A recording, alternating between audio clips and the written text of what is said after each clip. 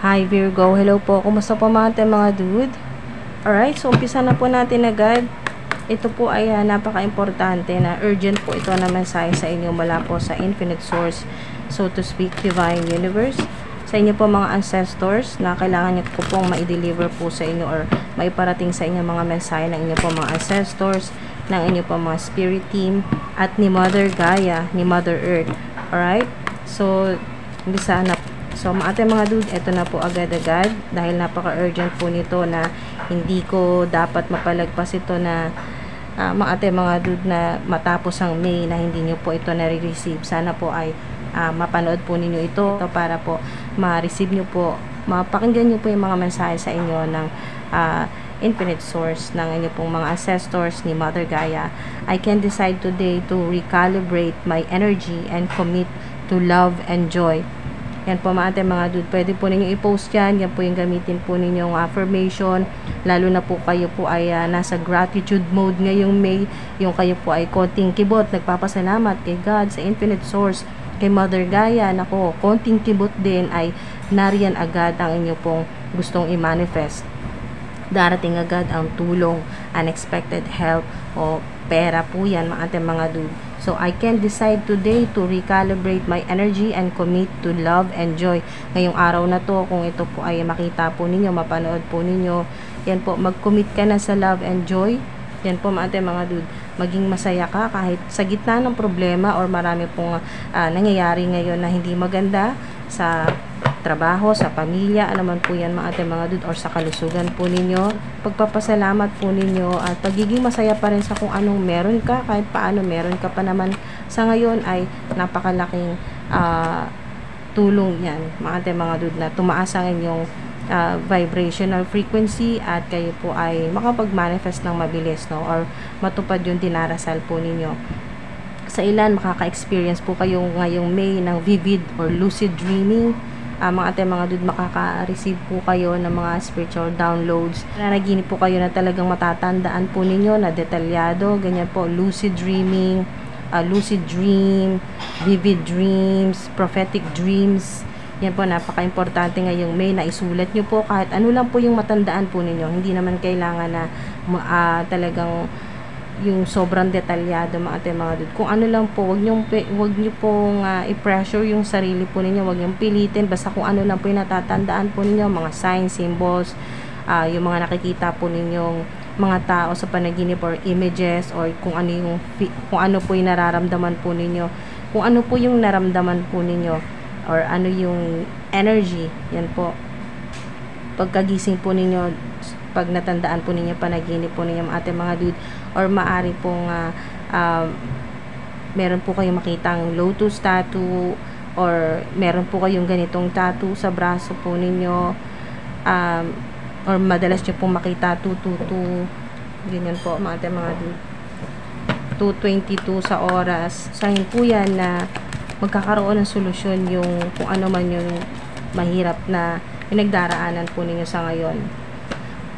At sobrang synchronized itong between worlds dahil tuwing kayo po ay mga dude, sobrang synchronized po nitong between worlds dahil nga sa ilan na kayo po ay nakaka-experience po ng prophetic dreams, vivid dreams, yung nananaginip po kayo na tanda nyo po pagising po ninyo na parang totoo at ramdam na ramdam mo pa kung ano yung nangyari na mga eksena sa panaginip. So, yan po, kayo po ay nag-astral. Ang ilan po sa inyo, yan po, makaka-relate po yung mga nakaka-experience na po talaga ng ganito, yung ganito pong energy na between worlds na kayo po ay nakakapag-astral travel, o habang kayo po ay natutulog or nagme-meditate, sa ilan ay nakakapunta po kayo, no, nakaka-access po kayo sa spirit realm. Yan po, sa higher dimension. So, madalas din po ang ilan po sa inyo ay madalas pong magising ng 3 AM. Yan po, sign na kayo po ay talagang kinokontak, no, mga dude. Sinusubukan po kayong makausap ng inyo po mga ancestors, na mga mahal po ninyo sa buhay na nasa heavenly places, na nasa other side na po, mga dude, ng infinite source, na mga guardian spirits po ninyo kumukonekta po sa inyo. sa ilan kung kayo po yung nagigising ng 3 a.m. o 3:33 a.m. Mga ating mga dude, sinasabi po ng inyong mga ancestors na yung mga panaginip po ninyo, makakakuha po kayo dyan ng mga idea. Yan po, dito sa gusto po ninyo i-manifest na something better or bigger, na maging mas maganda po yung buhay po ninyo. Makakakuha ka sa panaginip mo ng signs. Within the next few months, sa ilan, may tanong ka, kung ano man po yung tanong sa isip mo ngayon o tinatanong mo po sa Infinite Source, yan po. Sabihin ng mga dude ngayong May sa ilan ay hindi pa perfect timing, pero ito po yun, maaring maghintay sa ilan ng ilang buwan within the next few months. Yan po mga dude. Alright, so may pahabol pang isa. Okay, so get more information. May mga kailangan ka pang pag-aralan, maaring kailangan mo kumuha ng short course o may mga impormasyon, maire-research ka. Yan po. At impormasyon, pwede rin po yan mga dude mula po dito sa spirit realm. Yan po. Mula sa higher dimension na makakatanggap ka ng spiritual download. So, mga impormasyon mula po sa Infinite Source, mula sa mga ancestors po ninyo, mga impormasyon na makakatulong sa'yo, magagamit mo dito sa physical realm, dito sa 3D Earth. Mga impormasyon, mga dude, na pwedeng idaan sa panaginip or kung ano yung ginagawa mo dito sa physical realm. Alright? So, maaring dito sa physical realm ay padaanan po rin nyo sa mga video, sa social media, makakuha ka ng mga impormasyon na talagang magkakaroon ka ng idea na ito pala yung mga mensahe sa'yo ng mga ancestors mo, ng Infinite Source, ng mga anghel. So, get more information ngayong May at do the work. Ayan po, do the work. It's not enough to dream or pray. You've also got to take the positive action steps that you are being divinely guided to take. So, divinely guided po kayo. Ano man po yung gawin po ninyo mga dude ay ginagabayan ka at sinasamahan ka ng mga divine beings para dun ka mapunta sa lugar na kung saan magiging masaya ka, mararamdaman mong mahal ka ng mga kasama mo, tanggap ka. At napaka-importante na ngayong May ay love and joy, na maging masaya ka at mahalin mo ang napaka-importante ating mga dude, na maging masaya ka ngayong May at mahalin mo ang sarili mo. Ayan, do the work. Mas marami po kayong magagawang kapaki-pakinabang ngayong, at hindi lang kapaki-pakinabang, profitable, yung kikita ka, talagang mas magiging successful ka. Consistently working on your priorities will make them flourish like a lush flower garden. Wow. Wow, mga dude. So, sa ilan, kung may mga delays po, ito po yung confirmation na within the next few months, mga dude. At may mga clue na dito, 2 to 3 months ang clue dito, mga dude, na may mga hinihintay po kayo na yun ang perfect timing, divine timing. Yan po mga dude, dahil ayun po yung hinihintay po ninyong bigger and better na buhay o career o trabaho, kasi do the work o trabaho po yan.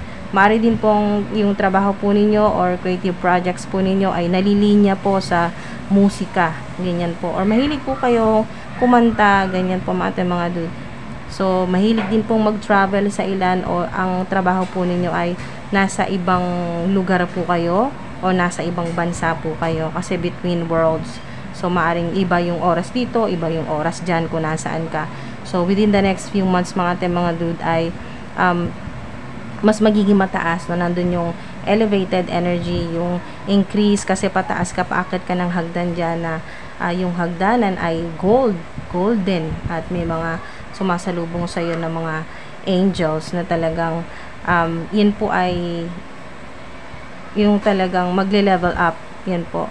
O yun nga po, elevated yung energy, pataas ang pataas, increase, promotion, bigger and better talaga na buhay o trabaho, kasi do the work. So, mga dude, divinely guided po kayo. Huwag kayong mag-alala. Kahit nasaan ka, nasa ibang panig ka ng mundo, extremely protected ka. At lahat ng hakbang mo, lahat ng ginagawa mo, o iisipin mo pa lang o paplanuhin mo, ay extremely protected yan. So, huwag kang mag-alala. Alright? So, mga dude, tanungin natin, pahabol.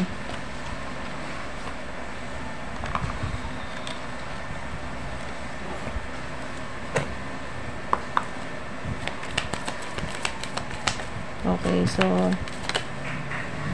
wow, may travel talaga at inulit ang number 3, may 3 dito. So maring sa ilan ay 3 weeks, pinakamabilis na hinihintay po ninyo. 3 weeks, makakalaya ka na sa kung ano man po itong limiting belief. So yung limitado ka sa kung ano yung gusto mong gawin or yung mga plano mo sa buhay, magkakaroon ka ng financial freedom, makakalabas ka na sa kung anong mahirap na sitwasyon mo sa pamilya, sa career mo, yan po sa trabaho po, sa pera, ganyan po mga dude.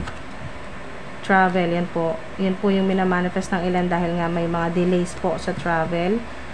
Within the next few months ay hindi na abutin ng 6 na buwan yan. 3, significant ang 3, puro 3. At 2, meron din po. So 2 weeks, 3 weeks, o 2 to 3 months ang ilan. Kasi maaring dismayado ang ilan po sa inyo dahil may travel dito pero hindi ka natuloy or may delays, no? Hindi pa makaalis-alis yung energy. Pero forward movement na to, Knight of Swords, so maganda yan. At you are strong. Gustong ipaalala sa iyo ng inyong pong mga ancestors, ng mga divine beings, na you are strong, energetic, and ready to take on the world. Wow, diba? Sobrang synchronized between worlds. Kahit saan ka pumunta, dito man sa physical realm, sa spirit realm, yan po, or sa higher dimension, o sa iba pang panig ng mundo, you are strong, energetic, and ready to take on the world. Yan po, fearless, ambitious, yan po, competitive, skillful, kahit saan ka isabak, skillful ka, brave ka. Okay, so mga dude, ang ilan po sa inyo ay, ang ugali po ninyo, hindi kayo tumatanggi. Pag may offer sa inyo, may mga opportunities, kahit hindi ka talaga expert doon, ay yes, tinatanggap mo at buong tapang mong susubukan yan. Dahil nga sa may tiwala ka sa proseso ng Divine Universe na oo, hindi mo alam, hindi ka pa master sa particular na trabaho, pero pagsisikapan mo talaga dahil matututo ka along the way, matututunan mo at magiging expert ka rin katulad ng iba. So may paniniwala ka dyan na yung willpower, yung pagiging skillful mo, yung energetic, ganyan po, no, at ambitious, walang takot, yan, mga dude, fearless. So napakaganda nito mga dude, na energy po ninyo ngayong May. Walang makakaharang sa gusto po ninyong gawin talaga. At kung may mga delays man, ay may forward movement din dito. Kaya makokontra din mga dude. Kaya ibig sabihin, hindi ganun katagal ang delays po ninyo. Alright? So, financial freedom. Napakagandang mensahe po yan na makakalabas ka rin. Kasi kung tutusin, hindi ka naman nakakulong. Makakaalis ka rin sa ganyang mahirap na sitwasyon. So, ayan po mga dude, maraming salamat po. Ingat po kayo palagi.